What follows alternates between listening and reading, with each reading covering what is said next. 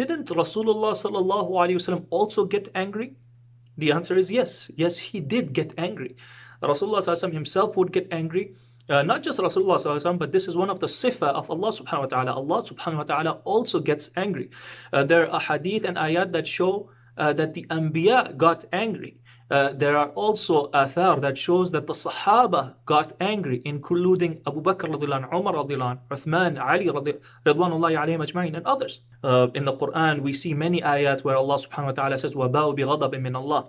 And Allah subhanahu wa ta'ala talking about the disbelievers, that the ghadab of Allah is on them, the anger of Allah. So this is evidence.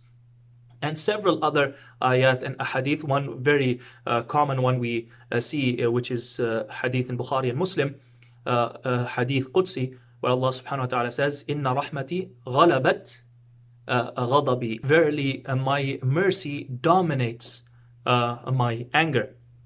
And so on and so forth. Many ahadith where Rasulullah sallallahu alaihi wasallam did get angry. For example, when one of the Sahabi, he killed another mushrik in a battlefield, even after he said the shahada. He said, Ashhadu an la ilaha illallah wa ashhadu anna Muhammadan Rasulullah. And he still killed him. And then when he came back to the Prophet sallallahu alaihi wasallam, and when a complaint was lodged against him to the Prophet sallallahu alaihi wasallam, the Prophet sallallahu alaihi wasallam became very angry to such an extent that he became red, and he told the Sahabi that أَقَتَلْتَهُ وَهُوَ قَالَ لَا إِلَهَ إِلَّا اللَّهِ, that did you kill him even when after he said La ilaha illallah? And Rasulullah sallallahu alaihi wasallam kept on repeating it so many times to him that in the end he got scared, and he said that I wished that I had not accepted Islam until that day. Meaning, if I had accepted Islam that day, my sins would have been forgiven. The question now here is, then why do we say anger is haram? The answer is, we have never said anger in and of itself is haram. Rather, losing one's anger is haram. Now, these are two different things. Getting angry internally in your heart on different issues may be absolutely okay. This is something we say it is fitrah. It is your natural instinct of not just human beings, but animals as well. We get angry, as Ibn Hibban rahimahullah ta'ala mentions in his book Rawdatul Uqala. He says, وَالْخَلْقُ مَجْبُولُونَ إِلَى الْغَضَبِ, that creation themselves naturally, anger is in their natural instinct. He says that there is nothing wrong about it, مَا لَمْ يُخْرِجْهُ غَضَبُهُ إِلَى الْمَكْرُوهِ مِنَ الْقَوْلِ وَالْفِعْلِ, as long as his anger does not make him commit, say or do anything haram. However, then he says, وَلَكِنْ تَرْكُهَا فِي الْأَحْوَالِ كُلِّهَا أَحْمَدٌ. However, abstaining from anger in all situations is most praiseworthy. Why? Because غالباً, in the vast majority of the situations, it is very rare that one gets angry and acts upon his anger and does not do or say anything haram. And this is why, even if you pay attention to the hadith and ayat that speak about the sifat of the mu'mineen, you would see that they never say the mu'mineen never get angry. Rather, it always says they control their anger when they get angry. Meaning, they do get angry, but they control it. Like the hadith of the Prophet ﷺ, where he says, لَيْسَ الشَّدِيدُ بِالسُّرَعَةِ وَلَكِنَّ الشَّدِيدَ الَّذِي يَمْلِكُ نَفْسَهُ عِنْدَ الْغَضَبِ. This is reported by Imam al-Bukhari, that Rasulullah ﷺ says that the strong person is not the one who overcomes his enemy in wrestling or fighting.